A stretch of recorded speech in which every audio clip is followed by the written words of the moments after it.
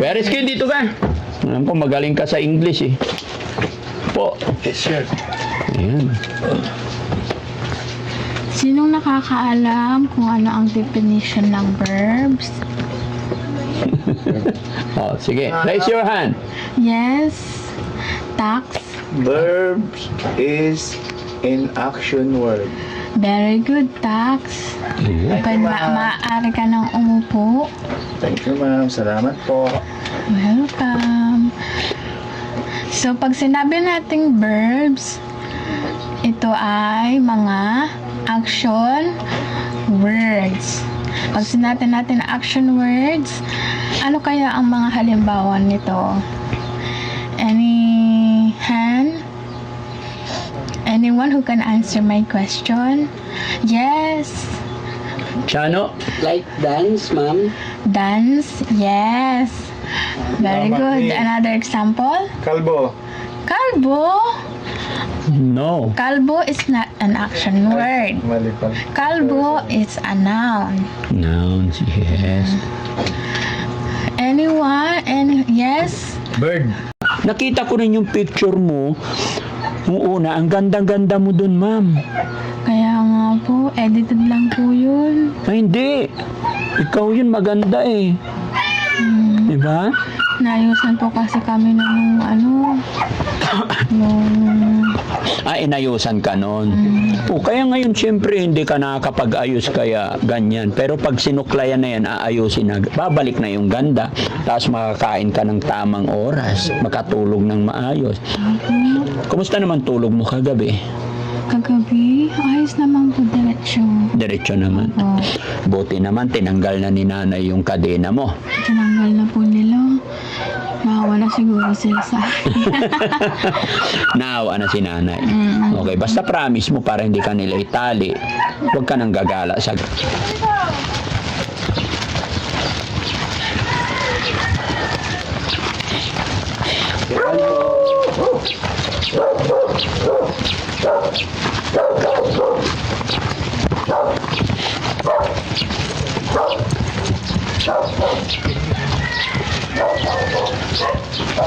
Ayo! Morning! Nandyan si... Hi, Tay! May bisita ko. Magandang morning, Tay! Ay, Lola! Kumusta po kayo? ito po mabuti. Anong ginagawa ni Tatay? Ito po naglinis ng trapya. Oh, Naglinis ng trapya. Tay, pwede ba makausap kita saglit, Tay? Oo, sige. Gusto ko lang makilala po ikaw. Hayaan mo na, huwag na kami uupo, Tay. Hindi kami magtatagal. Ganun ba? Opo, saglit lang kami. Oo, sige. Pwede naman. Mabuti naman, Tay, at inabot po kita. Kamusta kayo eh? Hindi, ako mangungumusta sa inyo.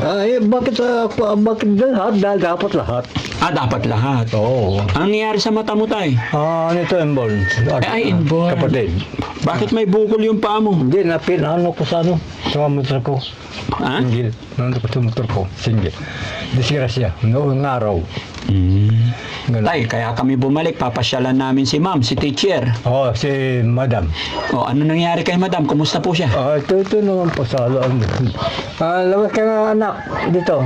Pwede kami tumuloy, Tay? Pwede. Ano pangalan niyo pala ni tatay? Boy, B-Y. BY? B-O-Y, boy. Boy BOY. Tatay Boy BOY. Oo. Pasok po kami. Okay. Si tatay talaga maloko rin to eh. Hindi naman. Kunti lang. Joke time din eh. Oo. May ilaw ba tayo rito, Tay? Mayroon.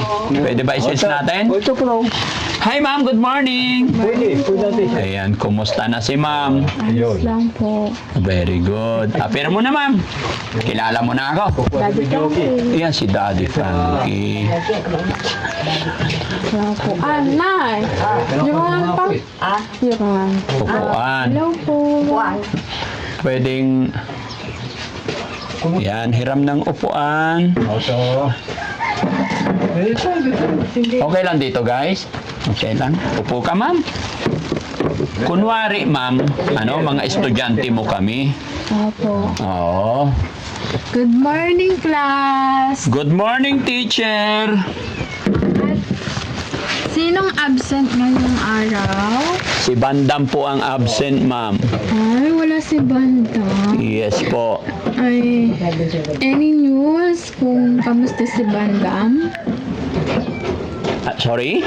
Any news po? News about Bandam. Nasobrahan po ng kain kaya nahirapan siyang maglakad papunta sa school. Ay, yun naman pala sabihin niya magpagaling siya ha. Yes, ma'am. Pero nandyan po si ma'am, si Sam, si Ken, si Tax, si Chano, and si Daddy Frankie po. Alright. Ma'am, ano pong lecture natin today? Salamat sa pagpunta sa ating salamat sa pagpasok ngayong araw. So, ang ating lecture ngayong araw ay all about verbs. Wow. Mukhang English to, mapapalaban na. Ma'am, wag masyadong Englishan kasi mahina ako sa English. Sorry ma'am. Nandyan din pala yung isa natin estudyante, si Lolo Rizky. Hello po, Lolo. Sige ma'am, doon tayo sa verbs. Yes, verbs. Where is Ken? Dito ka. Alam ko, magaling ka sa English eh. Po. Yes, sir. Ayan. Sinong nakakaalam kung ano ang definition ng verbs? Sige. Raise your hand. Yes, Tax. Verbs is in action word. Very good, Tax. Maaari ka nang umupo. Thank you, ma'am. Salamat po. Welcome.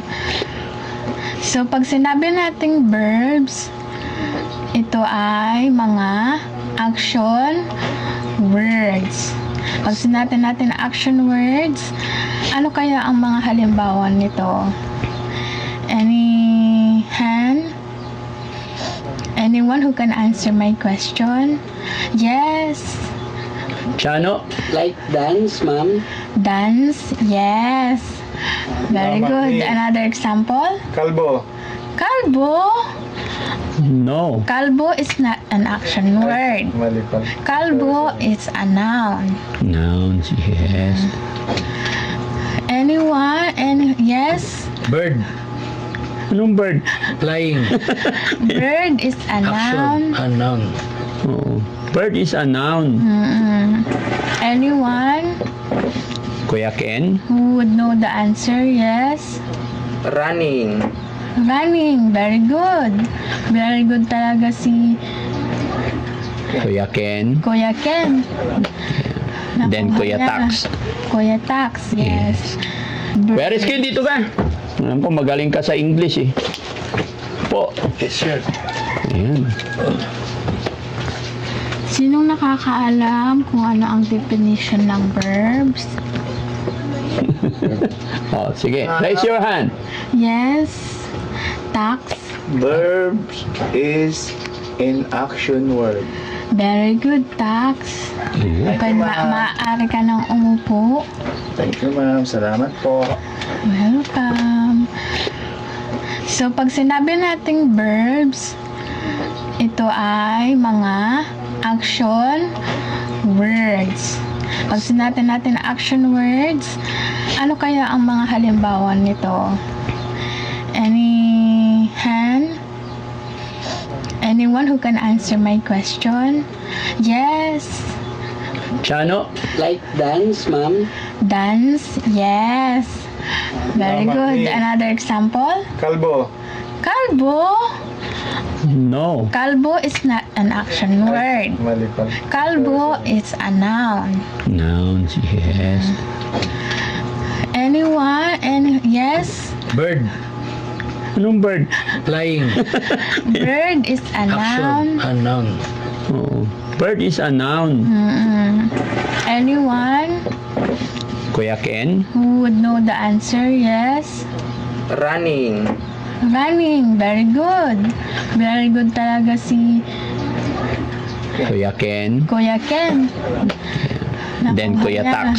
Kuya Tax, yes. Alright, so since na-define na natin kung ano ang verb, susunod naman natin na i-discuss. Wait lang. So since na-define na natin ang verb, magkakaroon tayo na ng short quiz. Yun, may quiz na. Patay tayo dyan. Short quiz. Sige, 1 ma'am. to 5. Sasagutan nyo yan, ha? Yes, ma'am. Yes, ma'am. Sasagutan nyo yon. Pagbalik na nyo dito, pagbalik ko dito, dapat may mga sagot na kayo at iti-check natin yan. Yes, Okay. ma'am. Yes, ma'am. Okay. Ito, 5. Kunwari, magsusulat ako. 1, 2, 3, 4, 5. Match the answer inside the box. Ang galing ni teacher, no? Teacher, ma'am, namimiss mo na po ba pumunta ng school? Opo, namimiss ko na po magturo. Alam mo, ma'am, kaya kami pumunta dito dahil may pinaplano ang Team Daddy Frankie. Pinag-uusapan namin kung paano ka namin mas matutulungan pa. Opo. Alam kong kayang-kaya mo. Opo. Alam kong minor pa lang yung nagiging problema natin. Opo. Basta makipagtulungan ka lang sa amin. Opo. By the way, meron kaming dalang pasalubong para sa'yo. Sana yung mga prutas natin. Wait lang po. Ay, wow! Later. Yay! Ang dami naman niya. Yes, Para kay ma'am. Siyempre, kasi bait ni teacher eh. Siyempre, para mabilis makarecover, pumili kami ng Ang dami. banana. Dami-daming grapes. Yan, and of course, Dami-daming para sa inyo ni tatay tsaka si nanay, grapes. grapes. Yan, Yan, lagay ko po dito ma'am. Yan, para mailapag niya. niyo po. Opo. Salamat po. Yun, very good. And, Perfect. perfect. Yeah. What is that? Oranges. And And then, apple. apple.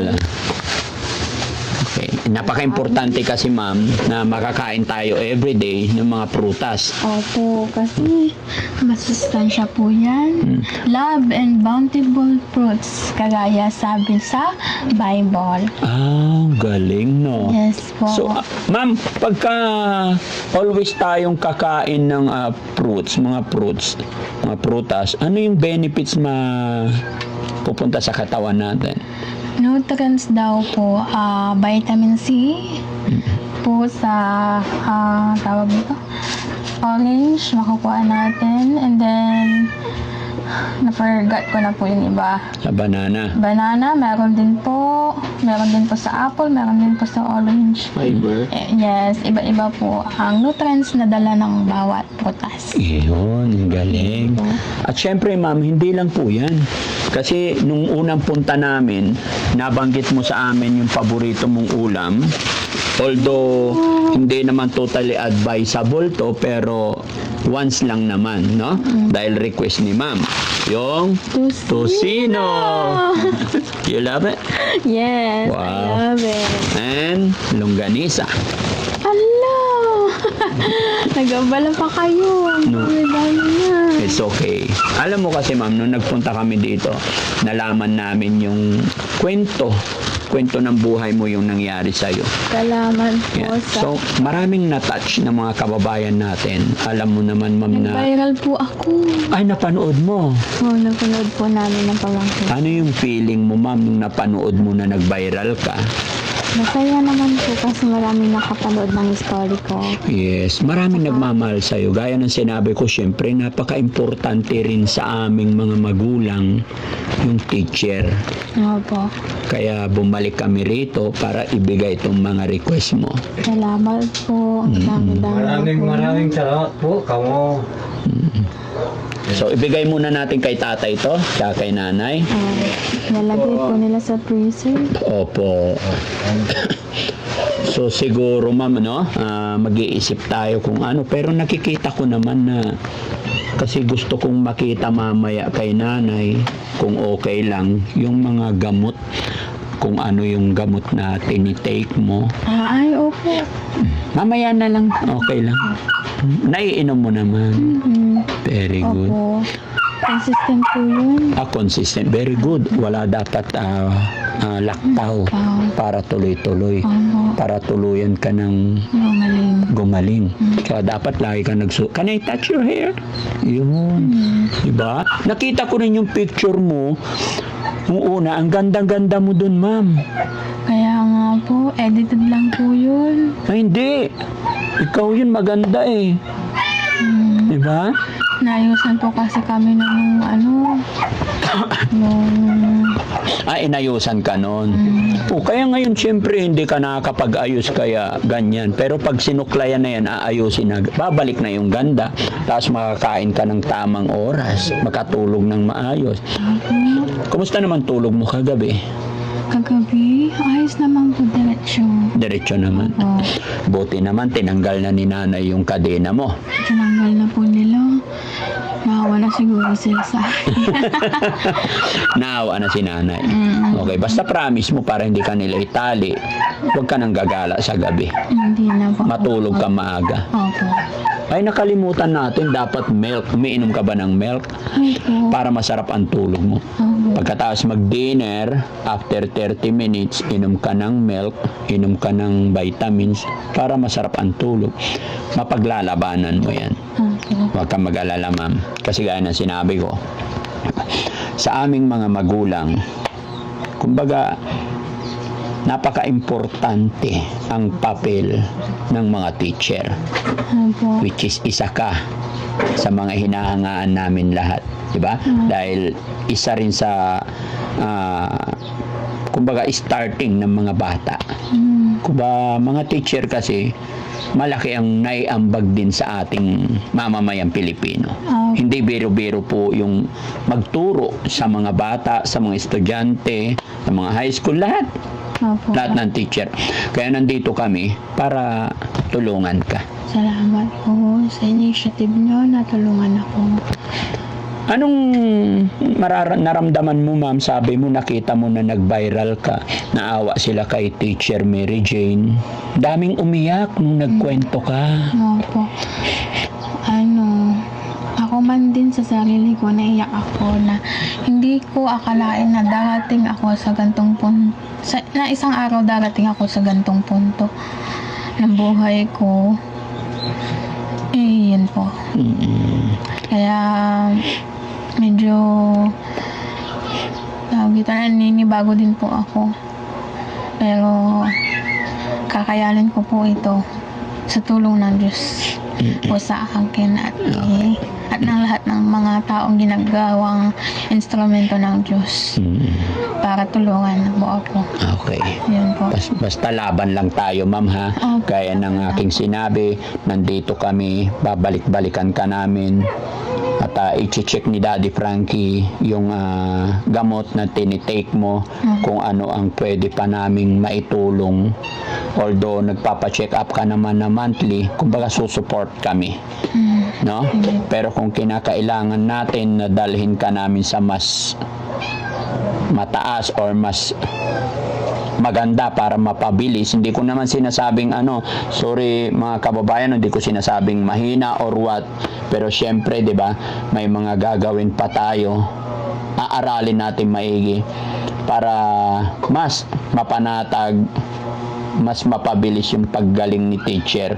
Dahil sabi ni teacher, gustong-gusto na po niyang bumalik sa pagtuturo. No? Ilan ba yung gamot na iniinom mo, ma'am?